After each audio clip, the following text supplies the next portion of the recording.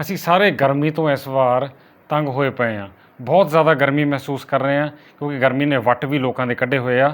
ਪਰ ਹਾਏ ਗਰਮੀ ਕਰਨ ਤੋਂ ਪਹਿਲਾਂ ਅਸੀਂ ਕਦੇ ਇਹ ਨਹੀਂ ਸੋਚਿਆ ਕਿ ਗਰਮੀ ਦਾ ਜ਼ਿੰਮੇਵਾਰ ਕੌਣ ਹੈ, ਕਿਉਂ ਇੰਨੀ ਜ਼ਿਆਦਾ ਗਰਮੀ ਹੋਈ ਹੈ, ਕਿਵੇਂ ਸਾਡਾ ਰਹਿਣਾ ਜਿਹੜਾ ਆ ਦੁਨੀਆ ਦੇ ਉੱਪਰ ਮੁਸ਼ਕਲ ਹੁੰਦਾ ਜਾ ਰਿਹਾ ਹੈ। ਅੱਜ ਦੇ ਐਪੀਸੋਡ ਦੇ ਵਿੱਚ ਅਸੀਂ ਗਰਮੀ ਦੇ ਇਸੇ ਪ੍ਰਕੋਪ ਸੰਬੰਧੀ ਤੁਹਾਡੇ ਨਾਲ ਜਾਣਕਾਰੀ ਸਾਂਝੀ ਕਰਾਂਗੇ ਅਤੇ ਕਾਰਨ ਲੱਭਣ ਦੀ ਕੋਸ਼ਿਸ਼ ਕਰਾਂਗੇ ਕਿ ਗਰਮੀ ਇੰਨੀ ਜ਼ਿਆਦਾ ਕਿਉਂ ਵਧੀ ਅਤੇ ਇਸ ਦਾ ਜ਼ਿੰਮੇਵਾਰ ਕੌਣ ਹੈ।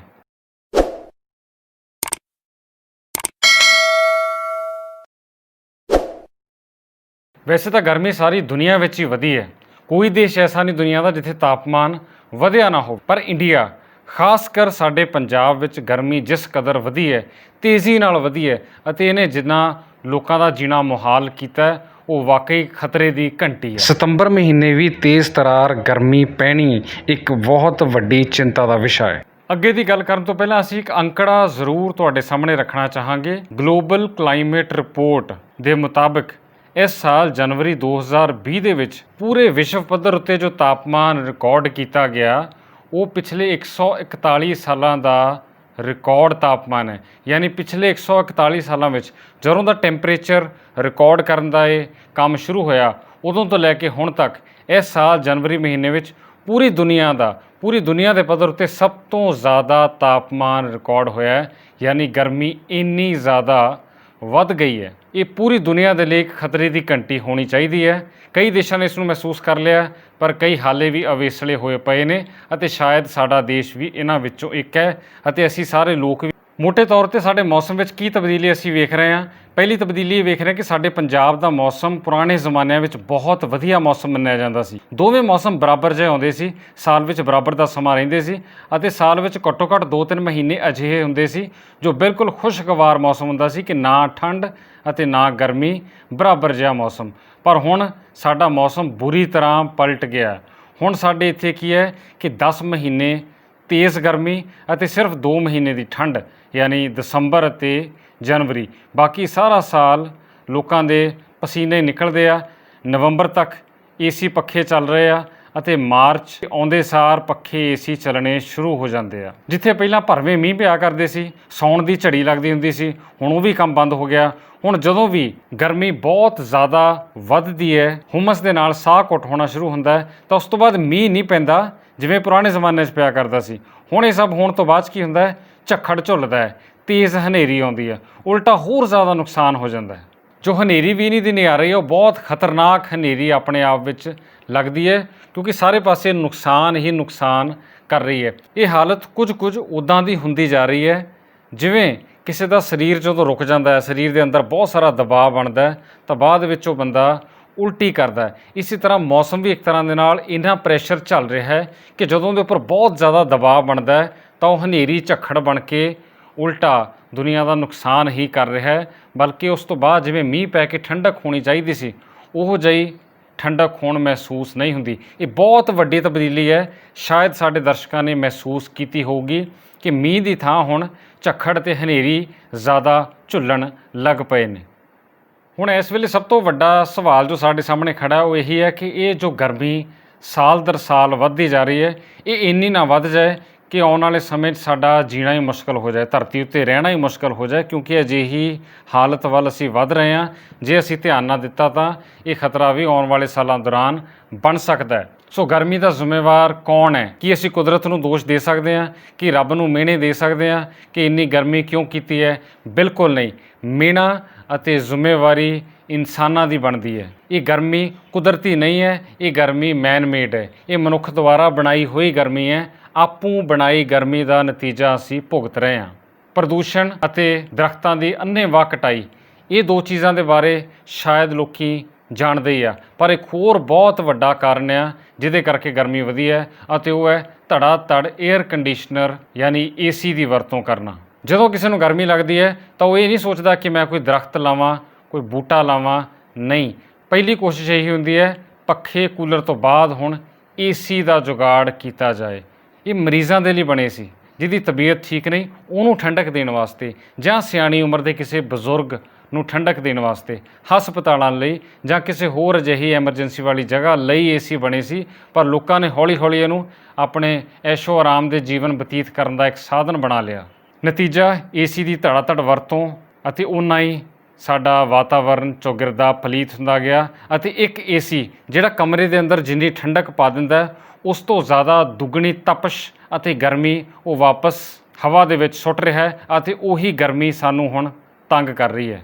ਇਸ ਗੱਲ ਦਾ ਤਜਰਬਾ ਕਰਕੇ ਵੇਖਿਆ ਜਾ ਸਕਦਾ ਹੈ ਕਿ 5 ਮਿੰਟ ਦੇ ਲਈ ਕੋਈ ਏਸੀ ਦੇ ਮਗਰਲੇ ਪਾਸੇ ਖੜਾ ਹੋ ਜਾਵੇ ਤਾਂ ਉਹਨੂੰ ਚੰਗੀ ਤਰ੍ਹਾਂ ਅਹਿਸਾਸ ਹੋ ਜਾਊਗਾ ਕਿ ਏਸੀ ਕਿੰਨੀ ਭੜਾਸ ਅਤੇ ਗਰਮੀ ਬਾਹਰ ਸੁੱਟਦਾ ਹੈ, ਅਤੇ ਸਾਰੀ ਗਰਮੀ ਅਸੀਂ ਵਾਪਸ ਹਵਾ ਦੇ ਵਿੱਚ ਪਾ ਰਹੇ ਹਾਂ, ਅਤੇ ਉਹੀ ਵਾਪਸ ਆ ਕੇ ਸਾਨੂੰ ਤੇਜ਼ ਤਰਾਰ ਗਰਮੀ ਦੇ ਵਿੱਚ ਤੰਗ ਕਰ ਰਹੀ ਹੈ।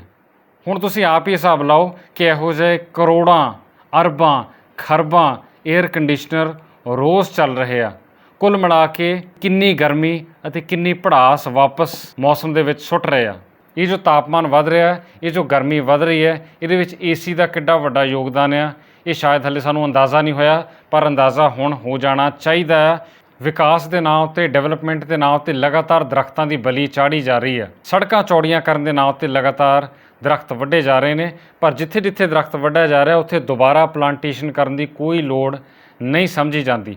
ਇਹ ਸਹੀ ਹੈ ਕਿ ਸਾਡੇ ਦੇਸ਼ ਵਿੱਚ ਸਮੇਂ-ਸਮੇਂ ਉੱਤੇ ਪਲਾਂਟੇਸ਼ਨ ਡਰਾਈਵ ਯਾਨੀ ਰੁੱਖ ਲਾਉਣ ਦੇ ਪ੍ਰੋਗਰਾਮ ਅਤੇ ਮੁਹਿੰਮ ਚਲਾਈ ਜਾਂਦੀ ਹੈ, ਪਰ ਇਹਨਾਂ ਦਾ ਕੋਈ ਸਾਰਥਕ ਨਤੀਜਾ ਨਹੀਂ ਨਿਕਲ ਰਿਹਾ, ਕਿਉਂਕਿ ਇਹ ਬਹੁਤੀ ਵਾਰ ਸਿਰਫ ਕਾਰਵਾਈਆਂ ਪਾਉਣ ਦਾ ਹੀ ਕੰਮ ਹੁੰਦਾ ਹੈ। ਫੋਟੋ ਖਿਚਾ ਕੇ ਸਾਰ ਲਿਆ ਜਾਂਦਾ ਕਿ ਇੰਨੇ ਬੂਟੇ ਲਾਏ ਗਏ, ਮੁੜ ਕੇ ਉਹਨਾਂ ਦੀ ਦੇਖਭਾਲ ਹੁੰਦੀ ਹੈ ਜਾਂ ਨਹੀਂ, ਇਹਦੇ ਬਾਰੇ ਆਪਾਂ ਸਾਰੇ ਚੰਗੀ ਤਰ੍ਹਾਂ ਜਾਣਦੇ ਹਾਂ। ਕਿਉਂਕਿ ਜੇਕਰ ਇਹ ਸਾਰੇ ਦਰੱਖਤ ਵਧੇ ਫੁੱਲੇ ਹੁੰਦੇ ਤਾਂ ਅੱਜ ਸਾਡੇ ਮੌਸਮ ਦਾ ਇਹ ਹਾਲ ਨਾ ਹੋਇਆ ਹੁੰਦਾ। ਬਾਕੀ ਜਿੱਥੇ ਜਿੱਥੇ ਨਵੀਆਂ ਬਿਲਡਿੰਗਸ, ਉੱਚੇ ਉੱਚੇ ਮਹਿਲ ਖੜ੍ਹੇ ਕੀਤੇ ਜਾ ਰਹੇ ਨੇ, ਉੱਥੇ ਪਹਿਲਾਂ ਦਰੱਖਤ ਹੋਇਆ ਕਰਦੇ ਸੀ। ਜਿੱਥੇ ਹੁਣ ਪੱਥਰਾਂ ਦੇ ਪੱਥਰ ਵਿਛਾ ਕੇ ਅਸੀਂ ਰੜਾ ਮੈਦਾਨ ਬਣਾ ਰਹੇ ਹਾਂ, ਉੱਥੇ ਦਰੱਖਤ ਹੁੰਦੇ ਸੀ, ਪਰ ਉਹਨਾਂ ਦਰੱਖਤਾਂ ਦੀ ਥਾਂ ਹੁਣ ਲੋਕੀ ਕੀ ਕਰਦੇ ਆ, ਕਹਿਣ ਨੂੰ ਗਰੀਨਰੀ ਲਾ ਰਹੇ ਆ, ਛੱਤਾਂ ਉੱਤੇ ਬੂਟੇ ਲਾਏ ਜਾ ਰਹੇ ਆ, ਕੰਧਾਂ ਉੱਤੇ ਬੂਟੇ ਟੰਗੇ ਜਾ ਰਹੇ ਆ, ਬੋਤਲਾਂ 'ਚ ਪਾ ਕੇ ਬੂਟੇ ਲਾਏ ਜਾ ਰਹੇ ਆ, ਵੱਡੇ ਵੱਡੇ ਗਮਲੇ ਰੱਖ ਕੇ ਬੂਟੇ ਲਾਏ ਜਾ ਰਹੇ ਆ, ਪਰ ਇਹ ਸਭ ਸਿਰਫ ਦਿਖਾਵਾ ਆ। ਦਿਖਾਵਾ ਇਸ ਲਈ ਕਿਉਂਕਿ ਇਹ ਬੂਟੇ ਕਦੇ ਵੀ ਦਰੱਖਤਾਂ ਦੀ ਥਾਂ ਨਹੀਂ ਲੈ ਸਕਦੇ। ਇਹ ਸਿਰਫ ਵਿਖਾਵੇ ਦੀ ਗਰੀਨਰੀ ਆ। ਜਿਹਨੇ ਸਾਡਾ ਜੀਵਨ ਬਚਾਉਣਾ ਆ ਉਹ ਸਿਰਫ ਰੁੱਖ ਆ, ਅਤੇ ਉਹਨਾਂ ਨੂੰ ਅਸੀਂ ਵੱਢ ਰਹੇ ਹਾਂ, ਅਤੇ ਵਿਖਾਵੇ ਵਾਲੀ ਗਰੀਨਰੀ, ਵਿਖਾਵੇ ਵਾਲੀ ਹਰਿਆਲੀ ਜਿਹੜੀ ਆ ਉਹਨੂੰ ਅਸੀਂ ਬਹੁਤ ਜ਼ਿਆਦਾ ਲਾਉਣ ਲੱਗ ਪਏ ਹਾਂ। ਇਹ ਅਸੀਂ ਆਪਣੇ ਹੀ ਪੈਰਾਂ 'ਤੇ ਕੁਹਾੜਾ ਮਾਰ ਰਹੇ ਹਾਂ। ਸਾਡੀਆਂ ਇਹਨਾਂ ਮਾੜੀਆਂ ਆਦਤਾਂ ਕਰਕੇ, ਕੁਦਰਤ ਦੇ ਨਾਲ ਖਿਲਵਾੜ ਕਰਨ ਦੀਆਂ ਆਦਤਾਂ ਕਰਕੇ ਹੀ ਅੱਜ ਇਹ ਹਾਲ ਹੋਇਆ ਕਿ ਗਰਮੀ ਹਰ ਸਾਲ ਵੱਧਦੀ ਜਾ ਰਹੀ ਹੈ, ਅਤੇ ਇੰਨੀ ਵੱਧਦੀ ਜਾ ਰਹੀ ਹੈ ਕਿ ਪਿਛਲੇ ਸਾਲ ਦੇ ਮੁਕਾਬਲੇ ਤੁਹਾਨੂੰ ਲੱਗੂਗਾ ਕਿ ਐਤਕੀ ਗਰਮੀ ਜ਼ਿਆਦਾ ਆ, ਅਤੇ ਅਗਲੇ ਸਾਲ ਦਾ ਸੋਚ ਕੇ ਹੁਣੇ ਹੀ ਪਸੀਨੇ ਆਉਣੇ ਸ਼ੁਰੂ ਹੋ ਜਾਂਦੇ ਆ ਕਿ ਅਗਲੇ ਸਾਲ ਗਰਮੀ ਜਦੋਂ ਇਸ ਤੋਂ ਜ਼ਿਆਦਾ ਹੋਊਗੀ ਤਾਂ ਸਾਡਾ ਕੀ ਬਣੂਗਾ। ਫਿਰ ਵੀ ਇਨਸਾਨ ਦੂਰ ਦੀ ਸੋਚਣ ਦੀ ਬਜਾਏ ਹੁਣ ਦਾ ਸੋਚ ਕੇ ਏਸੀ 'ਚ 2 ਘੰਟੇ ਬਹਿ ਕੇ ਆਪਣਾ ਦਿਮਾਗ ਠੰਡਾ ਕਰੀ ਬੈਠਾ ਹੈ, ਅਤੇ ਇਸ ਪਾਸੇ ਸੋਚਣ ਦੀ ਜ਼ਹਿਮਤ ਨਹੀਂ ਕਰ ਰਿਹਾ। ਪਰ ਨਾਲ ਦੀ ਨਾਲ ਸਾਨੂੰ ਇਹ ਵੀ ਸੋਚਣਾ ਬਣਦਾ ਹੈ ਕਿ ਇਸ ਧਰਤੀ ਉੱਤੇ ਰਹਿੰਦੇ ਹੋਰ ਜੀਵ, ਜਿਵੇਂ ਕਿ ਪੰਛੀ, ਜਾਨਵਰ ਅਤੇ ਹੋਰ ਬਸ਼ਿੰਦੇ, ਉਹਨਾਂ ਦਾ ਇਹਦੇ ਵਿੱਚ ਕੀ ਕਸੂਰ ਹੈ। ਜੇ ਉਹ ਗਰਮੀ ਕਾਰਨ ਤਰਾਹ ਕਰਦੇ ਫਿਰਦੇ ਨੇ ਤਾਂ ਇਸ ਵਿੱਚ ਉਹਨਾਂ ਦਾ ਕੋਈ ਕਸੂਰ ਨਹੀਂ। ਸਾਡੀਆਂ ਗਲਤੀਆਂ ਦੀ ਸਜ਼ਾ ਉਹ ਕਿਉਂ ਭੁਗਤਣ। ਇਸੇ ਤਰ੍ਹਾਂ ਸਾਨੂੰ ਆਉਣ ਵਾਲੀਆਂ ਪੀੜ੍ਹੀਆਂ ਬਾਰੇ ਵੀ ਸੋਚਣਾ ਪੈਣਾ ਕਿ ਜੋ ਬੱਚੇ ਇਸ ਵੇਲੇ ਛੋਟੇ ਆ, ਜਾਂ ਜੋ ਆਉਣ ਵਾਲੇ ਸਮੇਂ 'ਚ ਜਿਨ੍ਹਾਂ ਨੇ ਜ਼ਿੰਦਗੀ ਜਿਉਣੀ ਆ, ਉਹਨਾਂ ਦੇ ਲਈ ਅਸੀਂ ਕਿਹੋ ਜਿਹਾ ਮਾਹੌਲ ਤਿਆਰ ਕਰ ਰਹੇ ਹਾਂ। ਇਸ ਤਰ੍ਹਾਂ ਇਹ ਗੱਲ ਪੂਰੀ ਤਰ੍ਹਾਂ ਸਪਸ਼ਟ ਹੈ ਕਿ ਹੁਣ ਜੋ ਗਰਮੀ ਪੈ ਰਹੀ ਹੈ ਪੂਰੀ ਤਰ੍ਹਾਂ ਸਾਡੀ ਆਪਣੀ ਦੇਣ ਆ, ਸਾਡੀ ਆਪਣੀ ਤਿਆਰ ਕੀਤੀ ਹੋਈ ਆ। ਅਤੇ ਇਸੇ ਦਾ ਇੱਕ ਹੋਰ ਬਹੁਤ ਵੱਡਾ ਉਦਾਹਰਨ ਸਾਨੂੰ ਲੋਕਡਾਊਨ ਦੇ ਦਿਨਾਂ 'ਚ ਮਿਲਿਆ ਸੀ, ਜਦੋਂ 22 ਮਾਰਚ ਨੂੰ ਦੇਸ਼ ਵਿੱਚ ਲੋਕਡਾਊਨ ਲੱਗਾ ਅਤੇ 30 ਮਈ ਤੱਕ ਜਾਰੀ ਰਿਹਾ। ਇਸ ਸਮੇਂ ਦੌਰਾਨ ਆਮ ਤੌਰ 'ਤੇ ਦੇਸ਼ ਵਿੱਚ, ਪੰਜਾਬ ਵਿੱਚ ਬਹੁਤ ਵੱਡੇ ਪੱਧਰ 'ਤੇ ਤੇਜ਼ ਗਰਮੀ ਪੈਣੀ ਸ਼ੁਰੂ ਹੋ ਜਾਂਦੀ ਹੈ, ਪਰ ਕਿਉਂਕਿ ਲੋਕਡਾਊਨ ਲੱਗਾ ਸੀ, ਲੋਕ ਘਰਾਂ ਵਿੱਚ ਬੰਦ ਸੀ, ਗੱਡੀਆਂ ਸੜਕਾਂ ਉੱਤੇ ਨਹੀਂ ਚੱਲ ਰਹੀਆਂ ਸੀ, ਫੈਕਟਰੀਆਂ ਬੰਦ ਪਈਆਂ ਸੀ, ਵਾਤਾਵਰਨ ਸਾਫ਼ ਹੋ ਗਿਆ ਸੀ, ਅਤੇ ਤਾਪਮਾਨ ਜਿਹੜਾ ਆ ਉਹ ਉਨਾ ਤੱਤਾ ਨਹੀਂ ਸੀ ਹੋਇਆ ਜਿੰਨਾ ਆਮ ਤੌਰ 'ਤੇ ਉਹਨਾਂ ਦਿਨਾਂ 'ਚ ਹੋ ਜਾਂਦਾ ਹੈ। ਗਰਮੀ ਉਨੀ ਜ਼ਿਆਦਾ ਨਹੀਂ ਸੀ ਵਧੀ ਜਿੰਨੀ ਆਮ ਦਿਨਾਂ ਵਿੱਚ ਵੱਧ ਜਾਂਦੀ ਹੈ। ਇਸ ਤੋਂ ਭਾਵ ਇਹ ਹੈ ਕਿ ਜਦੋਂ ਮਨੁੱਖ ਦੀਆਂ ਕਾਰਵਾਈਆਂ ਰੁਕੀਆਂ ਤਾਂ ਕੁਦਰਤ ਨੇ ਸਾਹ ਲੈਣਾ ਸ਼ੁਰੂ ਕੀਤਾ ਸੀ, ਅਤੇ ਮੌਸਮ ਵਿੱਚ ਠੰਡਕ ਆਉਣੀ ਸ਼ੁਰੂ ਹੋ ਗਈ ਸੀ। ਪਰ ਜਿਵੇਂ ਲੋਕਡਾਊਨ ਖੁੱਲ੍ਹਿਆ, ਫਿਰ ਇਨਸਾਨੀ ਆਦਤਾਂ ਪਹਿਲਾਂ ਵਾਂਗ ਤੁਰ ਪਈਆਂ, ਪੋਲਿਊਸ਼ਨ ਵੱਧ ਗਿਆ, ਆਵਾਜਾਈ ਵੱਧ ਗਈ, ਅਤੇ ਹਵਾ ਪਾਣੀ ਫਿਰ ਪਲੀਤ ਹੋਣਾ ਸ਼ੁਰੂ ਹੋ ਗਿਆ। ਅਤੇ ਉਸੇ ਦਿਨ ਤੋਂ, ਯਾਨੀ ਲੋਕਡਾਊਨ ਬੰਦ ਹੋਣ ਵਾਲੇ ਦਿਨ ਤੋਂ ਤਾਪਮਾਨ ਵਿੱਚ ਲਗਾਤਾਰ ਵਾਧਾ ਹੋਇਆ। ਲੋਕਾਂ ਦੇ ਵੱਟ ਕੱਢਣ ਤੱਕ ਪਹੁੰਚ ਗਿਆ। ਇਸ ਤੋਂ ਵੱਡਾ ਉਦਾਹਰਨ ਸਾਨੂੰ ਹੋਰ ਕੋਈ ਵੇਖਣ ਦੀ ਲੋੜ ਨਹੀਂ ਕਿ ਕਿਵੇਂ ਇਨਸਾਨ ਦੇ ਕਰਕੇ ਗਰਮੀ ਵਧੀ ਹੈ ਅਤੇ ਮਨੁੱਖਾਂ ਨੇ ਹੀ ਧਰਤੀ ਦਾ ਇਹ ਹਾਲ ਕੀਤਾ ਹੈ। ਪਰ ਮਾੜੀ ਗੱਲ ਇਹ ਹੈ ਕਿ ਨੁਕਸਾਨ ਸਾਰਿਆਂ ਨੂੰ ਝੱਲਣਾ ਪੈਣਾ ਹੈ। ਹਾਲੇ ਵੀ ਵੇਲਾ ਹੈ, ਅਸੀਂ ਸੰਭਲ ਜਾਈਏ ਤਾਂ ਧਰਤੀ ਨੂੰ ਬਚਾਇਆ ਜਾ ਸਕਦਾ ਹੈ, ਆਉਣ ਵਾਲੇ ਸਾਲਾਂ ਨੂੰ ਬਚਾਇਆ ਜਾ ਸਕਦਾ, ਆਉਣ ਵਾਲੀਆਂ ਪੀੜ੍ਹੀਆਂ ਨੂੰ ਬਚਾਇਆ ਜਾ ਸਕਦਾ। ਪਰ ਇਹਦੇ ਲਈ ਕਰਨਾ ਕੀ ਪੈਣਾ ਹੈ? ਇਹਦੇ ਲਈ ਸਾਨੂੰ ਹੱਲ ਆਪਣੇ ਆਪ ਸੋਚਣੇ ਪੈਣੇ ਹੈ। ਦਰਖਤਾਂ ਦੀ ਕਟਾਈ ਰੋਕਣੀ ਪੈਣੀ ਹੈ। ਜਿੱਥੇ ਦਰਖਤਾਂ ਦੀ ਕਟਾਈ ਰੋਕਣੀ ਪੈਣੀ, ਉੱਥੇ ਨਵੇਂ ਦਰਖਤ ਲਾਉਣੇ ਵੀ ਉਨੇ ਹੀ ਜ਼ਰੂਰੀ ਹੈ। ਹਰ ਬੰਦਾ ਜੇ ਆਪਣੇ ਹਿੱਸੇ ਦਾ ਇੱਕ ਇੱਕ ਦਰਖਤ ਵੀ ਲਾਵੇ ਤਾਂ ਧਰਤੀ ਨੂੰ ਠੰਡਾ ਰੱਖਿਆ ਜਾ ਸਕਦਾ ਹੈ। ਬਿਨਾਂ ਲੋੜ ਦੇ, ਬਿਨਾਂ ਕਿਸੇ ਗੱਲ ਦੇ ਏਅਰ ਕੰਡੀਸ਼ਨਰ ਦੀ, ਏਸੀ ਦੀ ਵਰਤੋਂ ਤੋਂ ਗੁਰੇਜ਼ ਕਰੀਏ। ਏਸੀ ਤੋਂ ਬਿਨਾਂ ਗੁਜ਼ਾਰਾ ਹੋ ਸਕਦਾ ਹੈ। ਸਾਡੇ ਸਰੀਰ ਗਰਮੀ ਨੂੰ ਝੱਲ ਸਕਦੇ ਆ, ਬਸ਼ਰਤੇ ਕਿ ਅਸੀਂ ਸੋਲ ਨਾ ਬਣੀਏ, ਪਸੀਨਾ ਆਉਣ ਦਈਏ।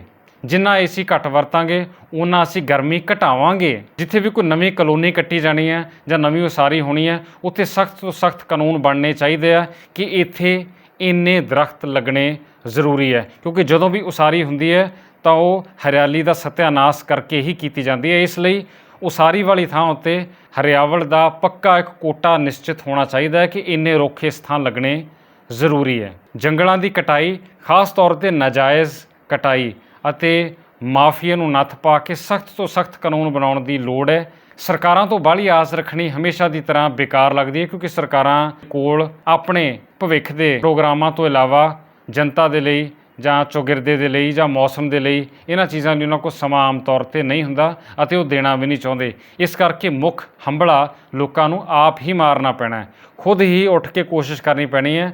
ਸਰਕਾਰਾਂ ਨੇ ਇਸ ਮਾਮਲੇ ਵਿੱਚ ਜੇ ਕੁਝ ਕਰਨਾ ਹੁੰਦਾ ਤਾਂ ਉਹ ਹੁਣ ਤੱਕ ਕਰ ਚੁੱਕੇ ਹੁੰਦੇ। ਸਾਡੇ ਪੰਜਾਬ ਦਾ ਪ੍ਰਦੂਸ਼ਣ ਕੰਟਰੋਲ ਬੋਰਡ ਹਾਲੇ ਤੱਕ ਦਰਿਆਵਾਂ ਦੀ ਸਫਾਈ ਨਹੀਂ ਕਰਵਾ ਸਕਿਆ। ਦਰਿਆਵਾਂ ਦੇ ਵਿੱਚ ਗੰਦਾ ਕੈਮੀਕਲ ਪਾ ਕੇ ਮੱਛੀਆਂ ਮਾਰਨ ਵਾਲੇ ਲੋਕਾਂ ਨੂੰ ਵੀ ਹਾਲੇ ਤੱਕ ਨੱਥ ਨਹੀਂ ਪਾਈ ਜਾ ਸਕੀ। ਇਸ ਕਰਕੇ ਸਰਕਾਰਾਂ ਤੋਂ, ਸਰਕਾਰੀ ਜਥੇਬੰਦੀਆਂ ਤੋਂ, ਇਹੋ ਜਿਹੇ ਪ੍ਰਦੂਸ਼ਣ ਕੰਟਰੋਲ ਬੋਰਡਾਂ ਤੋਂ ਆਸ ਰੱਖਣ ਦੀ ਬਜਾਏ ਲੋਕਾਂ ਨੂੰ ਖੁਦ ਮੋਹਰੇ ਹੋ ਕੇ ਆਪਣੇ ਆਪ ਆਪਣਾ ਚੌਗਿਰਦਾ ਸੰਭਾਲਣਾ ਪੈਣਾ ਹੈ। ਨਹੀਂ ਤਾਂ ਹਾਏ ਗਰਮੀ ਕਰਨ ਦਾ ਕੋਈ ਫਾਇਦਾ ਨਹੀਂ। ਇਸੇ ਤਰ੍ਹਾਂ ਸਾਨੂੰ ਧੂੰਆਂ ਘੱਟ ਤੋਂ ਘੱਟ ਛੱਡਣਾ ਚਾਹੀਦਾ ਹੈ ਅਸਮਾਨ ਦੇ ਵਿੱਚ ਅਤੇ ਹਵਾ ਦੇ ਵਿੱਚ, ਤਾਂ ਜੋ ਸਾਨੂੰ ਸ਼ੁੱਧ ਹਵਾ ਵੀ ਆਉਂਦੇ ਸਾਲਾਂ ਦੌਰਾਨ ਮਿਲਦੀ ਰਹੇ। ਕੁੱਲ ਮਿਲਾ ਕੇ ਸਾਨੂੰ ਹਰ ਇੱਕ ਨੂੰ ਆਪੋ ਆਪਣੀ ਜ਼ਿੰਮੇਵਾਰੀ ਸਮਝ ਕੇ, ਆਪਣਾ ਖੁਦ ਦਾ ਫਰਜ਼ ਸਮਝ ਕੇ ਇਸ ਪਾਸੇ ਧਿਆਨ ਦੇਣਾ ਬਣਦਾ ਹੈ। ਤਾਂ ਹੀ ਅਸੀਂ ਧਰਤੀ ਨੂੰ ਸੜਨ ਤੋਂ ਬਚਾ ਲਵਾਂਗੇ। ਨਹੀਂ ਤਾਂ ਇਹ ਕੌੜਾ ਸੱਚ ਹੈ ਕਿ ਅਸੀਂ ਹੌਲੀ ਹੌਲੀ ਉਸ ਸਟੇਜ ਵੱਲ ਨੂੰ ਵੱਧ ਰਹੇ ਹਾਂ ਜਦੋਂ ਧਰਤੀ ਇੱਕ ਦਿਨ ਤਪਸ਼ ਦੇ ਨਾਲ ਸੜ ਵੀ ਸਕਦੀ ਹੈ। ਆਸ ਹੈ ਕਿ ਸਾਡੇ ਦਰਸ਼ਕ ਇਸ ਐਪੀਸੋਡ ਨੂੰ ਵੇਖਣ ਤੋਂ ਬਾਅਦ ਧਰਤੀ ਨੂੰ ਬਚਾਉਣ ਦੇ ਲਈ, ਧਰਤੀ ਨੂੰ ਗਲੋਬਲ ਵਾਰਮਿੰਗ ਤੋਂ ਬਚਾਉਣ ਦੇ ਲਈ, ਸੜਨ ਤੋਂ ਬਚਾਉਣ ਦੇ ਲਈ ਅਤੇ ਇਸ ਜਾਨ ਖਾਓ ਗਰਮੀ ਤੋਂ ਰਾਹਤ ਹਾਸਲ ਕਰਨ ਦੇ ਲਈ ਆਪੋ ਆਪਣੀ ਜ਼ਿੰਮੇਵਾਰੀ ਸਮਝਦੇ ਹੋਏ ਆਪਣਾ ਯੋਗਦਾਨ ਪਾਉਣਗੇ ਅਤੇ ਧਰਤੀ ਨੂੰ ਠੰਡਾ ਰੱਖਣ ਵਿੱਚ ਸਹਾਈ ਹੋਣਗੇ। ਇਸ ਸੰਬੰਧੀ ਜੋ ਤੁਹਾਡੇ ਕੋਲ ਹੋਰ ਵੀ ਕੋਈ ਸੁਝਾਅ ਨੇ ਤਾਂ ਆਪਣੇ ਕਮੈਂਟਸ ਦੇ ਰਾਹੀਂ ਸਾਡੇ ਨਾਲ ਜ਼ਰੂਰ ਸਾਂਝੇ ਕਰੋ, ਤਾਂ ਕਿ ਅਸੀਂ ਉਸ ਨੂੰ ਵੱਧ ਤੋਂ ਵੱਧ ਲੋਕਾਂ ਤੱਕ ਪਹੁੰਚਾਈਏ। ਜੇ ਇਸ ਸੰਦੇਸ਼ ਦੇ ਵਿੱਚ ਤੁਹਾਨੂੰ ਕੋਈ ਕੰਮ ਦੀ ਗੱਲ ਲੱਗੀ ਹੈ ਜਾਂ ਕੋਈ ਸਾਰਥਕ ਗੱਲ ਤੁਹਾਨੂੰ ਨਜ਼ਰ ਆਈ ਹੈ ਤਾਂ ਇਸ ਨੂੰ ਅੱਗੇ ਹੋਰ ਲੋਕਾਂ ਤੱਕ ਵੀ ਸ਼ੇਅਰ ਕਰੋ, ਫਾਰਵਰਡ ਕਰੋ, ਤਾਂ ਜੋ ਅਸੀਂ ਕੁਦਰਤ ਨੂੰ ਬਚਾਉਣ ਦੇ ਲਈ ਸਾਰੇ ਮਿਲ ਕੇ ਹੰਭਲਾ ਮਾਰੀਏ। ਅੱਜ ਦਾ ਐਪੀਸੋਡ ਦੇਖਣ ਦੇ ਲਈ ਤੁਹਾਡਾ ਸਾਰਿਆਂ ਦਾ ਬਹੁਤ ਬਹੁਤ ਧੰਨਵਾਦ।